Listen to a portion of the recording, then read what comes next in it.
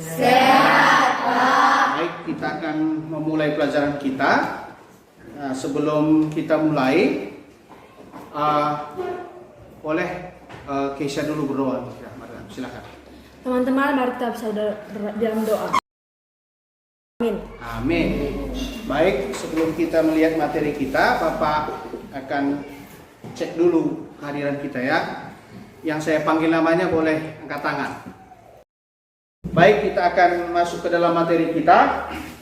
Kita sekarang masuk di bab 3 ya. Judul materi kita adalah memilih untuk berputus asa ya. Nas Alkitabnya ada di Matius 6 ayat 25 sampai 33. Baik ya. Bab sebelumnya kita sudah belajar bagaimana orang Kristen menjalani hidup beriman dan berpengharapan.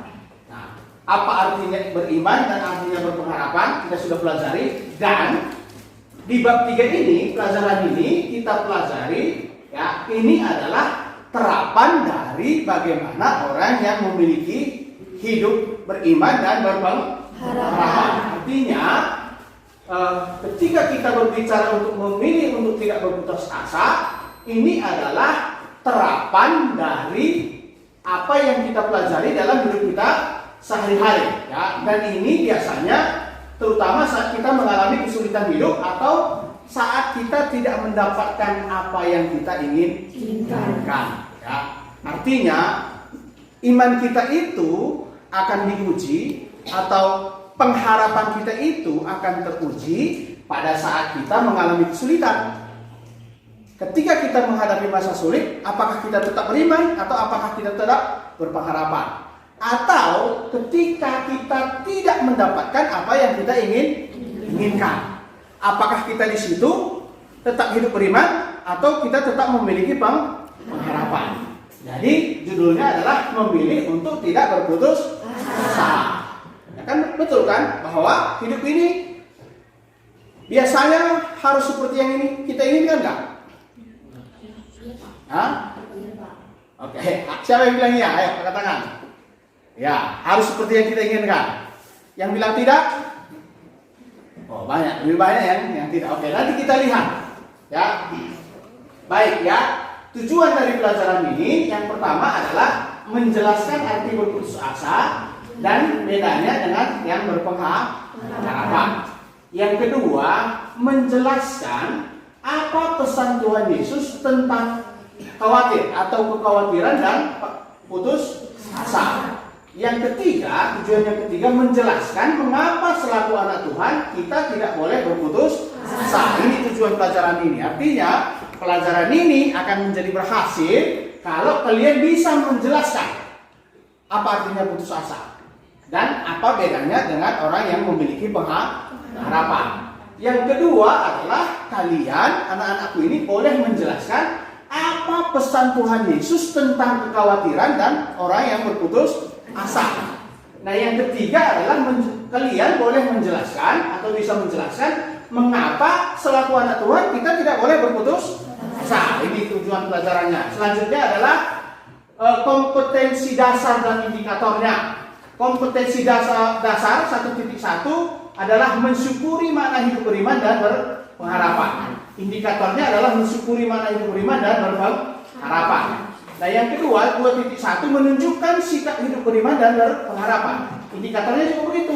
Bagaimana kita bisa menunjukkan sikap sebagai orang beriman dan orang yang berpengharapan.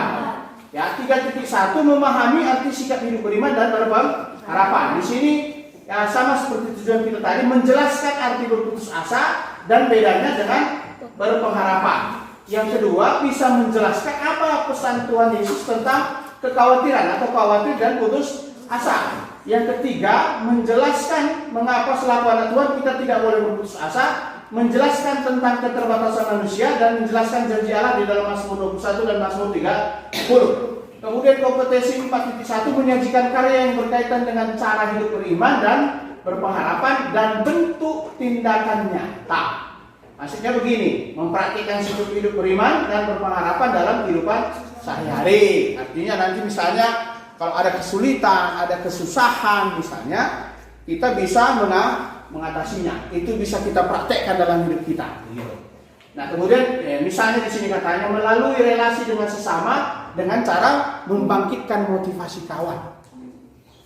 Misalnya ada kawanmu tadi yang katanya rupanya meninggal itu adalah teman dekatnya, dia nangis begitu. Kita bisa menghiburkannya begitu. Ya, itu maksudnya bahwa mempraktekkan hidup beriman itu.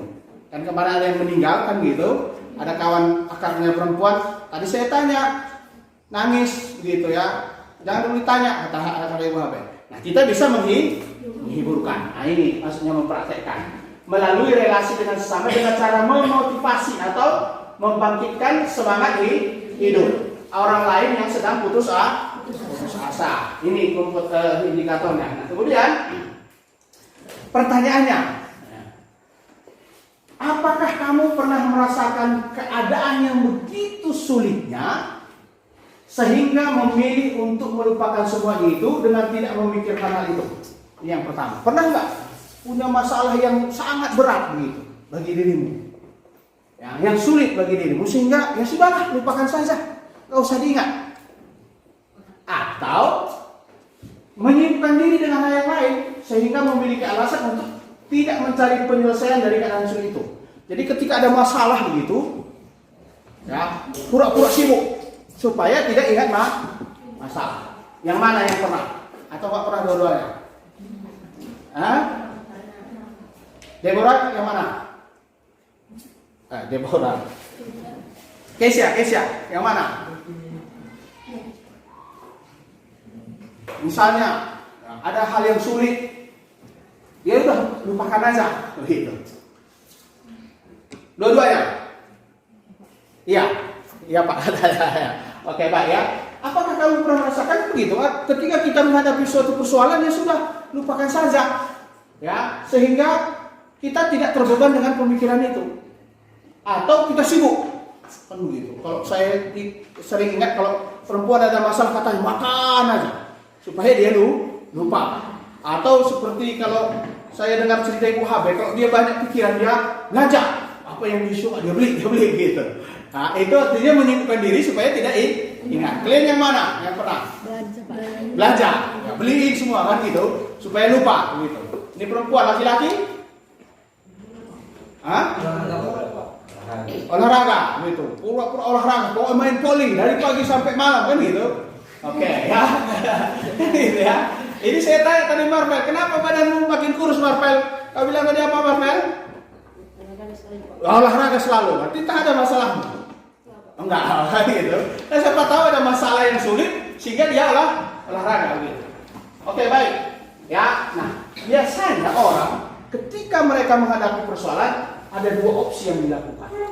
Yang pertama adalah fight, yang kedua adalah flight. Apa maksudnya fight atau apa maksudnya flight? Nah, yang pertama itu adalah flight. Fight ya. Fight artinya apa? Menggerakkan tenaga dan daya semaksimum. Biasanya kalau dengar kata fight, kalian ingat apa? Bertinju ya, fight kata. Kalau main game kan suka begitu kan? Fight kan gitu. Ya, ini artinya bahwa mengerahkan tenaga dan daya semaksimal mungkin. Itu artinya fight. Nah, kalau flight apa? Biasanya kalau kata flight ingat apa? Lari meninggalkan kondisi. Ingat kata flight. Nggak ada yang sudah pernah naik kelas pesawat? Enggak ya? Udah pernah. Saya pikir udah ini katanya. Biasanya kalau kata pesawat itu have a nice flight, ya. Selamat menikmati semoga Anda menikmati penerbangan ini katanya. Artinya apa? Kalau flight identiknya dengan pesawat. Apa maksudnya? Maksudnya adalah lari meninggalkan kondisi atau hal yang sulit itu karena memang tidak mendapatkan atau tidak mau mencari cara untuk mengatasinya. Itu artinya fly. Tinggalkan masalah itu karena sudah terlalu meninggalkan masalah itu dengan melakukan banyak hal dan biasanya yang negatif. Ya, ini. Ya, sekarang pertanyaannya, kalian berada di mana? Fight atau flight? Coba kita lihat dulu videonya ini. Kalian nanti di mana? Oke, kita simak.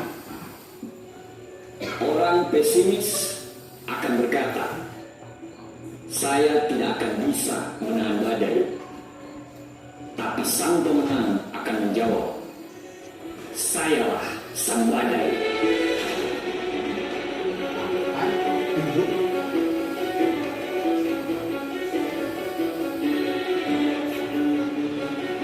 Kamu adalah seorang pejuang.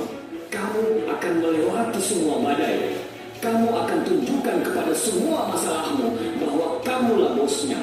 Tunjukkan pada semua orang bahwa kamu jauh lebih kuat daripada semua kesakitan yang menghampiri kamu. Kamu lebih kuat dari masa lalumu. Kamu lebih kuat daripada tantangan yang ada di masa depan. Katakan pada dirimu, saya tidak pernah mengundang masalah datang, tapi saya akan menghadapi seberat apapun masalah itu. Saya tahu untuk sukses harus melewati masa-masa sulit. Saya tahu untuk menjadi pemenang saya dituntut untuk selalu berjuang. Saya tahu akan banyak masalah yang akan datang. Tapi saya juga tahu saya hanya dituntut untuk berjuang layaknya sebagai seorang pemenang yang berjuang dengan sepenuh hati dan bertarung sepenuh tenaga. Saya berbeda. Saya tidak seperti yang lain. Saya bukan orang yang hidup untuk mencari aman, tapi saya adalah pejuang yang akan memenangkan semua masalah. Saya bisa melalui semuanya karena saya berbeda. Pejuang sejati dibangun dari proses perjuangan, terbentuk dari rasa sakit dan kuat karena masalah. Pejuang sejati berani merangkul masalah dan menjadi kuat dari sebelumnya. Kamu lebih kuat daripada masa lalumu, dan kamu jauh lebih kuat dari tantangan yang datang di masa depanmu. Saya berbeda. Saya tidak seperti yang lain. Saya bukan orang yang hidup untuk mencari aman, tapi saya adalah pejuang yang akan memenangkan semua masalah. Saya bisa melalui semuanya karena saya berbeda. Saya hanyalah orang biasa, tapi saya akan menjadi orang luar biasa. Saya bukan yang terbaik, tapi saya akan mencoba yang terbaik. Saya yakin bahwa tiap perjuangan pasti akan ada kemenangan. Saya jauh lebih kuat daripada masalah yang akan saya hadapi. Saya bersyukur atas masa-masa sulit saya, karena itu yang membuat saya jauh lebih kuat. Saya berterima kasih atas semua rasa sakit yang saya alami, karena itu jauh membuat saya lebih dewasa daripada sebelumnya. Saya bersyukur atas semua hal-hal buruk yang terjadi, karena itu akan menjadi cerita saya pada saat saya menjadi pemenang. Dari pecundang menjadi pemenang, dari hinaan menjadi pujian, dari yang tidak dianggap menjadi seorang pahlawan. Saat itu akan datang dan saya percaya itu. Insya Allah saya akan memenangkan semua pertempuran hidup ini. Insya Allah saya pasti bisa. Saya tahu untuk melihat pelangi saya harus melalui badai dan hujan bumi. Dan saya sangat tahu untuk menjadi bintang yang bersinar terang saya harus dikelilingi oleh kegelapan. Wahai kemenangan yang jauh di sana, cepat atau lambat, tunggu, saya akan datang.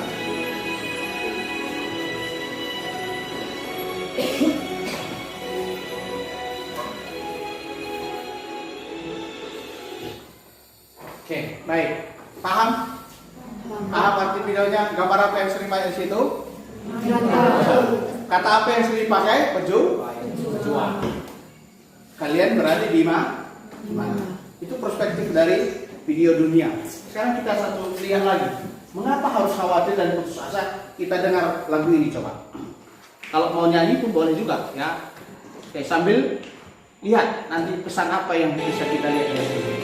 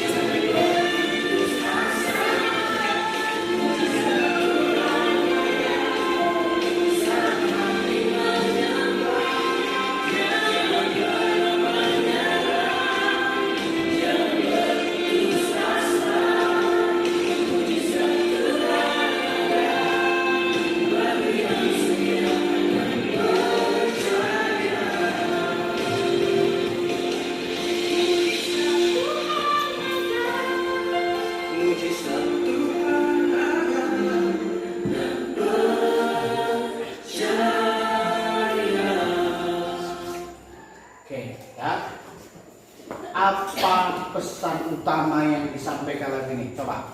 Jangan menyerah. Apa? Jangan menyerah. Jangan menyerah. Kalau Arin, jangan berputus asa. Deborah. Debbie. Ya. Jangan menyerah dalam keadaan apapun. Jangan keadaan menyerah dalam keadaan apapun. Novita. Jangan putus asa dengan segala percobaan. Jangan putus asa dengan segala percobaan. Oke, paham kan?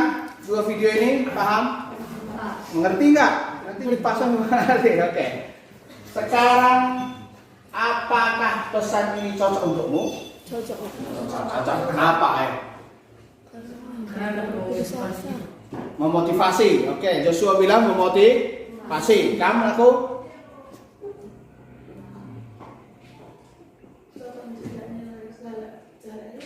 Tidak. Oke, tidak menyerah dengan segala cara. Kamu apa? Cocok nggak? Apa pesan yang cocok sama kamu?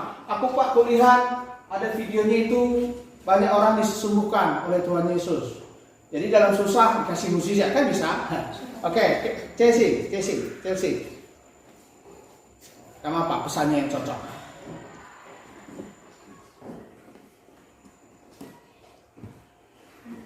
Jangan menyerah.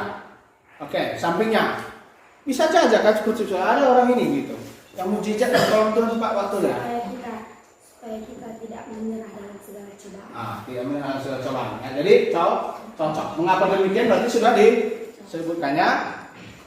Oke, ini ya. Mengapa harus khawatir dan putus asa? Apa sih maksudnya khawatir? Apa sih maksudnya putus asa?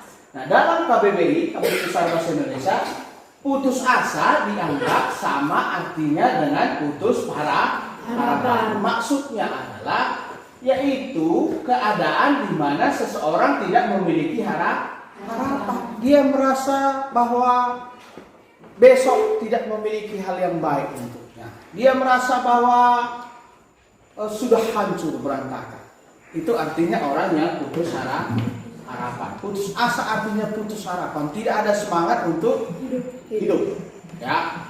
Dan di sini dikatakan sejak beberapa tahun terakhir kita semakin sering membaca atau mendengar berita tentang orang yang bunuh diri karena merasa tidak mampu melanjutkan hidup. Ya, tidak mampu melanjutkan hidup. Ya, ada banyak anak SMP, anak SMA.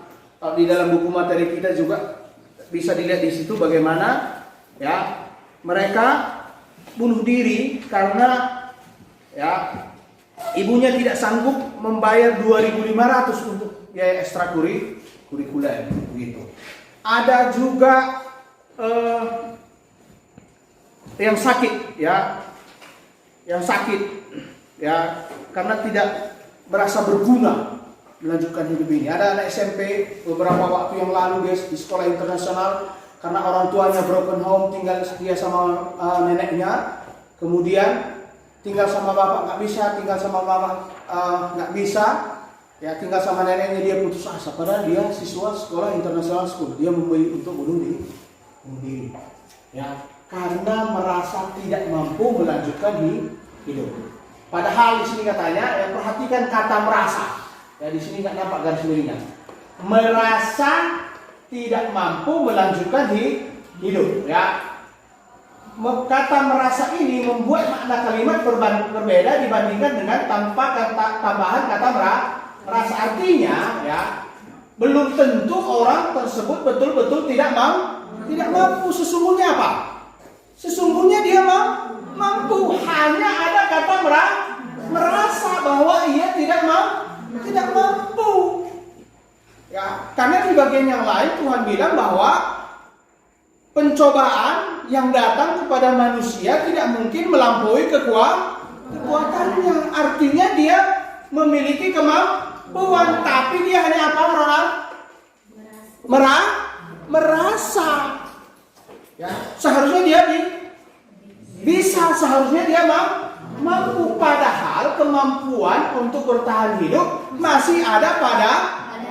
Contohnya misalnya, kalau nggak dikasih ibunya uang 2.500 lah misalnya untuk uang ekstrakurikuler, ya sudah kan bilang sama gurunya, kan bisa kan, saya minta keringanan belum bisa bayar. Ya, atau misalnya boleh nggak saya dapat gratis, atau boleh nggak misalnya kita cari yang lain. Saya yakin gurunya pasti akan menolong kan begitu kan?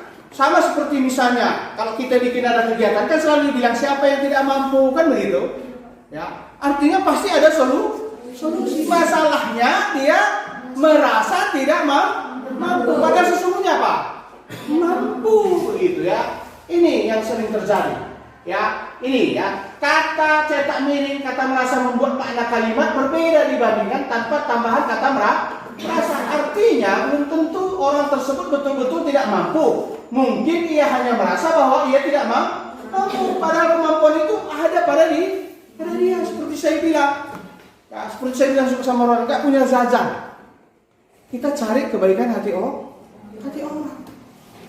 Masalahnya kita hanya berhenti pada masalah itu, atau kita fight, berjuang. Bagaimana kita bisa mengatasi? Kalau video tadi apa dia bilang, hanya seorang pejuanglah yang akan menang.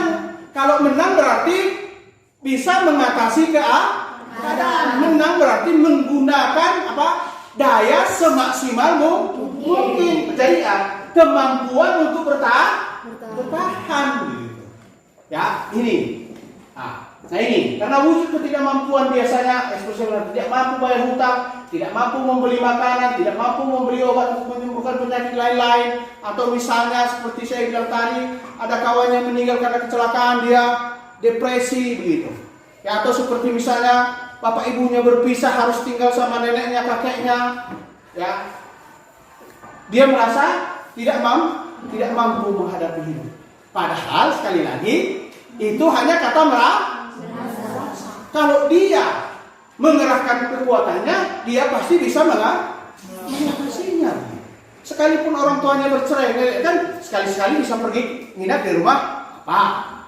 Sekali-sekali juga bisa menginap di rumah Mak. Yang kasih jajan juga jadi tiga kan begitu. Mama bisa, bapak bisa, kakek neneknya juga bisa, kan begitu. Ini adalah cara bagi kita untuk mengatasi itu, ya. Harus seperti itu, misalnya ya. Nah kemudian, ya, ketidakmampuan membuat orang bunuh diri. Ya, bunuh diri karena putus asa. Pertanyaan selanjutnya sesungguhnya, berhak nggak kita mengakhiri hidup? Tidak. Kenapa? Karena Tuhan yang hidup kita. Karena sesungguhnya hidup kita ini bukan milik kita. Siapa yang punya? Ya? Tuhan. Berarti sudah berapa kesalahan yang dilakukan? Yang pertama harusnya dia mampu, tapi dia berputus asa. Itu kesalahan yang pertama. Yang kedua tadi apa? Dia mengakhiri hidupnya sesuatu yang bukan miliknya. Harusnya itu adalah milik siapa? Milik Tuhan. Tuhan gitu. Makanya saya selalu bilang, kalau ada orang bunuh diri, itu jalan pintas menuju neraka. Gitu. Dulu juga ada orang kampung ini berapa tahun yang lalu gitu, lulusan dari SMP sini. Karena dilarang bapaknya pacaran dengan yang lain-lain, ya dia nekat minum racun. Untung nggak meninggal, gitu. Ya, masih hidup. Ya nggak dikasih, kalau gitu lebih baik aku mati saja tanpa dia. Gitu. Nah, berhak nggak kita? Tidak berhak. Ya. Jadi itu. Nah, kemudian apa pesan yang disampaikan oleh Tuhan Yesus dalam menghadapi kehidupan? Ya, seperti tadi, ya tema utama kita dari Matius 6 ayat 25 sampai 34. Coba saya bacakan ya. Matius 6 ayat 25 sampai 34. Karena itu aku berkata kepadamu, janganlah khawatir akan hidupmu. Sama-sama kita baca ya. Akan apa yang hendak kamu makan atau minum, dan janganlah khawatir pula akan tubuhmu, akan apa yang hendak kamu makan. Bukankah itu lebih penting daripada makanan, dan tubuh itu lebih penting daripada pakaian? Pandanglah burung-burung di langit, yang tidak menabur dan tidak menuai, dan tidak mengumpulkan bekal dalam lumbung, namun diberi makan oleh Bapa-Mu yang di surga. Bukankah kamu jauh melebihi burung-burung itu?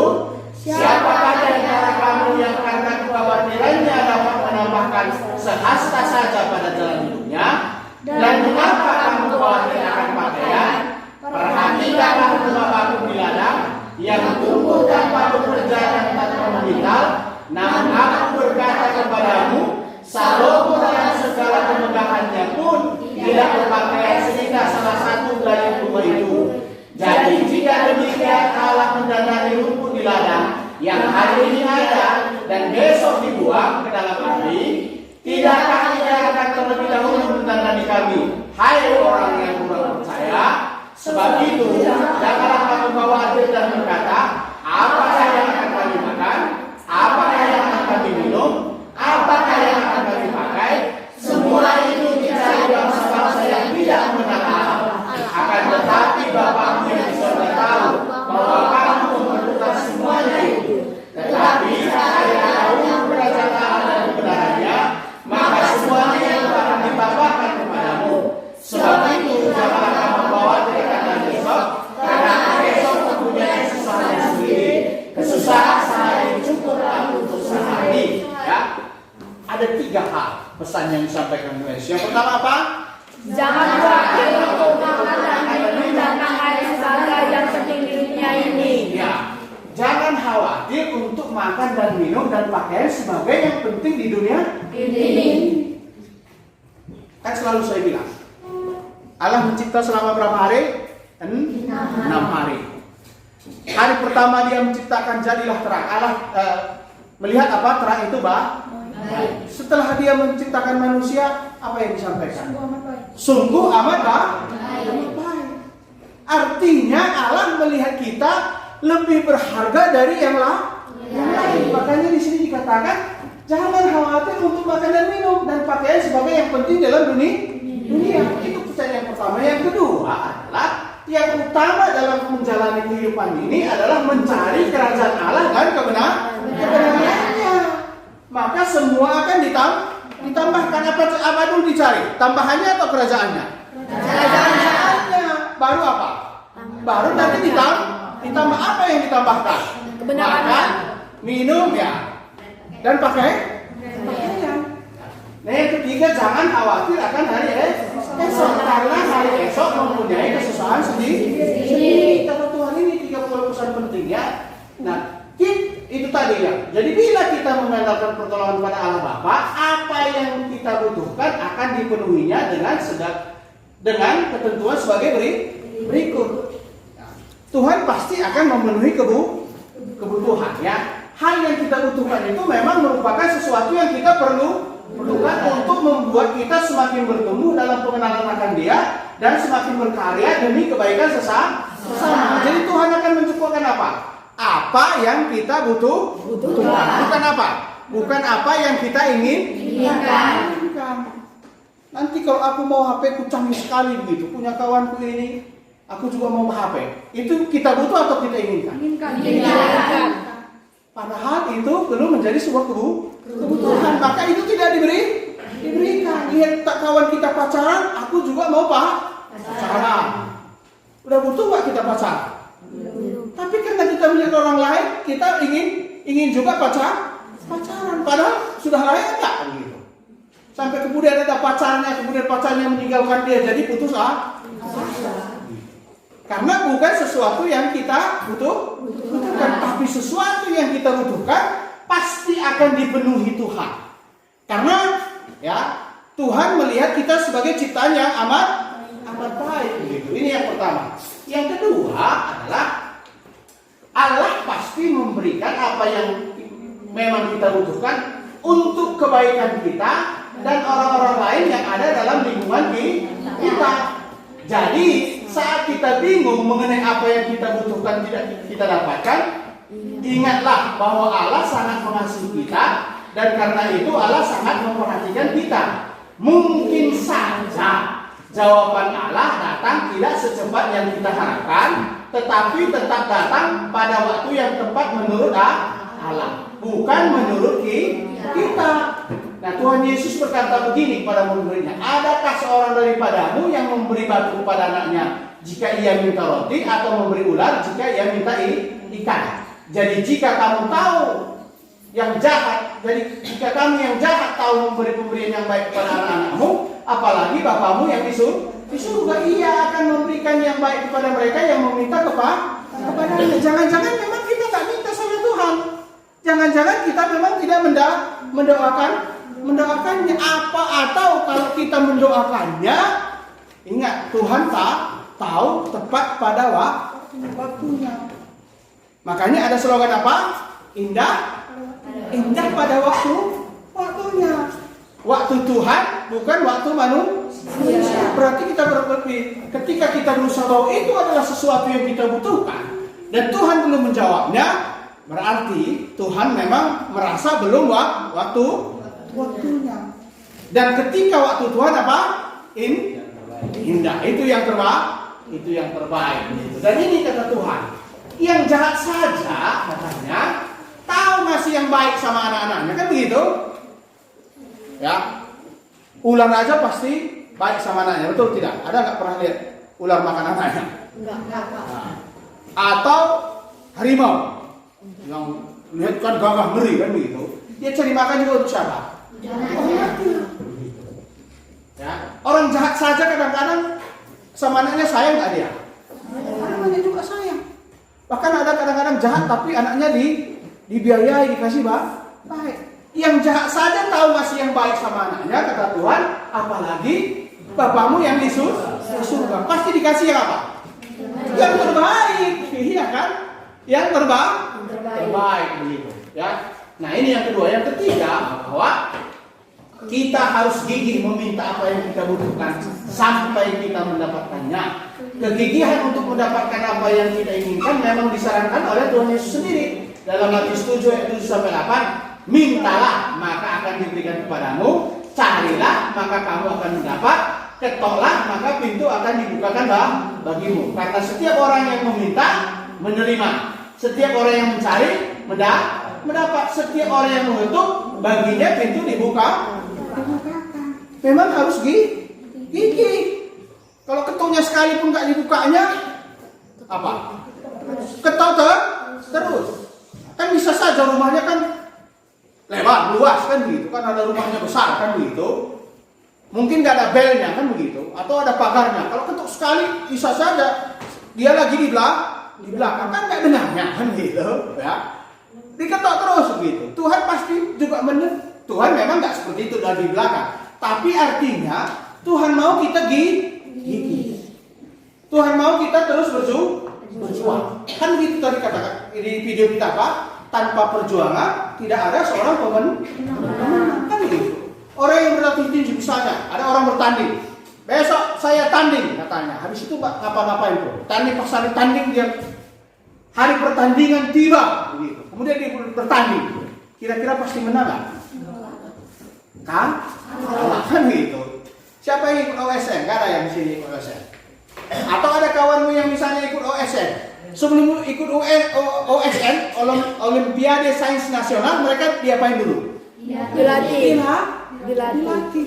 Latihan. Ada satu proses. Ada kegigihan.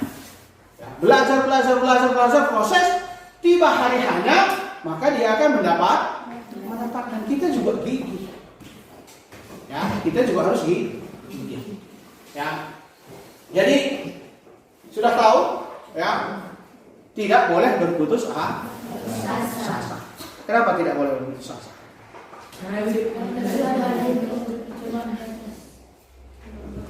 Kemampuan kita, oke, boleh.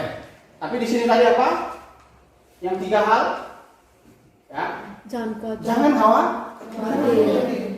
Kita jauh lebih berharga daripada hewan. Burung pipit Tuhan kasih makan. Ya, pernah nggak lihat burung pipit bawa campur? Enggak. Enggak kan? Enggak. Pernah nggak lihat ayam bawa arit? Enggak kan? Ya. Meskipun kalau ayam peliharaan dikasih makan, ya ayam peliharaan aja dikasih makan sama tuannya. Siapa yang punya ayam dikurung di kandang nggak pernah ngasihnya, ada nggak? Enggak, pasti dikasih makan kan gitu. Kita juga Bapa di surga memelihara ya, pakaian misalnya. Ada bunga yang banyak, bunga bakung. Nggak tahu bunga bakung ya. Ada namanya bunga kembang sepatu. Nah, kembang sepatu ini pernah lihat tahu bunga kembang sepatu? Seperti merah-merah itu kan? Ya, dipelihara nggak itu? Enggak, malah sering dibabat manusia kalau nggak pernah dikasih pupuk kan? Tapi siapa yang melihara? Bunganya merah sekali, cantik sekali. Siapa yang melihara? Tuhan. Tuhan yang memelihara. Mana yang lebih berharga? Burung pipit atau bunga kembang raya itu namanya, bunga kembang sepatu. Dibanding kita, mana yang lebih berharga? Kita, Pak. Pasti Tuhan beli. Jadi jangan khawatir kata Tuhan. Ya, kemudian apa? cari dahulu kerajaan. Kalau kita mengutamakan Tuhan, pasti Tuhan akan mengutamakan kita. Ya. Jikalau kamu mencintai gurumu, bikin PR nakku, lakukan tugas dulu, siapa yang pertanyaan katanya, kita lakukan. Kira-kira guru itu suka marah-marah sama kita nggak, atau suka sayang sama kita, atau kasih hadiah? Sayang sama kita. Kenapa gurunya bisa marah-marah biasanya? Saya Kan gitu. Disuruh malas, terus apa lagi? Ribut, diam dia. Oh, pasti gurunya akan marah gitu. Tapi kalau misalnya kita menyenangkan hatinya, hati kita juga disenangkan. Ketika kita mencari pelajaran kebenaran Allah, maka Tuhan akan memberi tambahan. Jadi kalau supaya mau banyak uang dan sukses, apa yang harus kita lakukan dulu? Kalau di sini menjadi kerajaan Allah dulu dan kebenarannya, mengutamakan Tuhan lebih dahulu. Pernah nggak kalian misalnya ada susah atau apa, kalian doa dulu, Tuhan, aku mau handphone, ya, tolong kasih orang tuaku rezeki yang banyak, kemudian terketuk hatinya dibelinya aku handphone Tuhan. Pernah nggak? Pernah. Coba doakan. Ini nggak pernah doa-doa di apa mamanya minta handphoneku, gitu ya. Pernah nggak? Coba praktekkan. Saya hal kecil saja saya doakan dulu sama Tuhan. Tuhan. Amin tadi pun sebelum berangkat sini kami berdoa, Tuhan mengutamakan Pernah nggak kalian berdoa sebelum berangkat ke sekolah, Tuhan, aku mau sekolah, guruku semua datang, sehat semua, nggak ada yang nggak datang, supaya kami belajar dengan baik, pulang nanti bawa ilmu gitu. Siapa yang melakukan seringnya? Lukas ya. Tapi masih ini Lukas termasuk baik atau enggak ini? Baik. Gitu ya. Ya. Artinya mengutamakan Tuhan. Karena itu juara 1 Lukas. Juara berapa Lukas? Ya. Mengutamakan Tuhan, maka ya, ditambah dan jangan khawatir akan hari esok. Ya, ini 3 pesan Tuhan. Makanya tidak perlu khawatir. Coba ya, ini rangkuman kita sebagai penutup. Ingat bahwa putus asa adalah keadaan di mana seseorang tidak memiliki harapan. Jadi putus asa adalah kebalikan dari kondisi berpengharapan. Ketika kita sampai kepada masalah, kita tahu Tuhan pasti akan buka jalan. Tuhan pasti akan menyediakan yang lebih baik.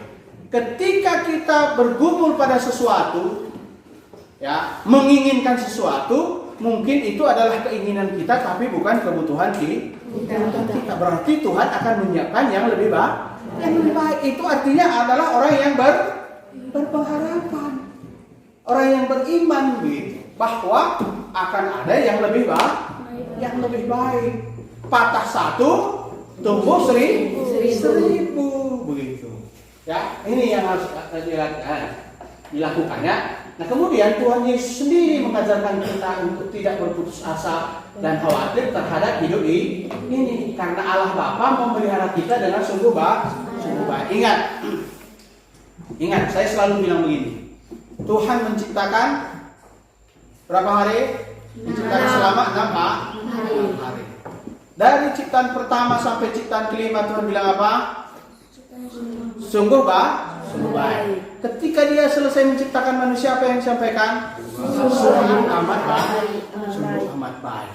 Berarti Tuhan melihat kita lebih berharga, lebih baik dari ciptaan yang lain. Makanya itu yang membuat kita tetap beriman.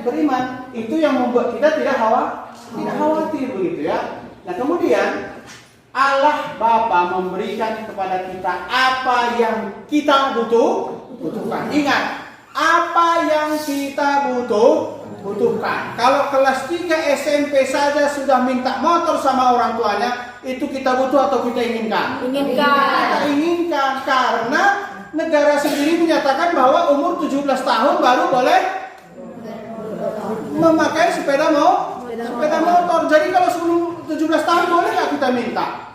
Harusnya tidak boleh, begitu ya. Nah kemudian memberikan apa yang kita butuhkan, bukan memberikan apa yang semata-mata kita inginkan. Dan kemudian Tuhan Yesus mengajarkan kita untuk meminta kepada Allah Bapa apa yang memang kita butuhkan. Tuhan pasti lebih tahu apa yang kita butuhkan dibandingkan dengan diri kita sendiri. Baik, sampai di sini aku. Ada pertanyaan? Tidak ada. Jadi ketika menghadapi masalah, fight atau flight? Fight. Kalau banyak masalah, masih banyak belanja atau banyak makan-makan? Belanja. Kan sama juga flight. Kan lari kan begitu. Belanja melupakan tapi hadapi masalah dan cari solusi. Ingat, fight atau flight? Kalian di mana? Fight. Yakin? Yakin Ariel? Yakin ya? Oke, jadi sudah paham pelajaran kita? Sudah. Oke, baik. Kalau begitu, ya kita akan akhiri pelajaran kita ini. Ya, selamat siang semua. Siang.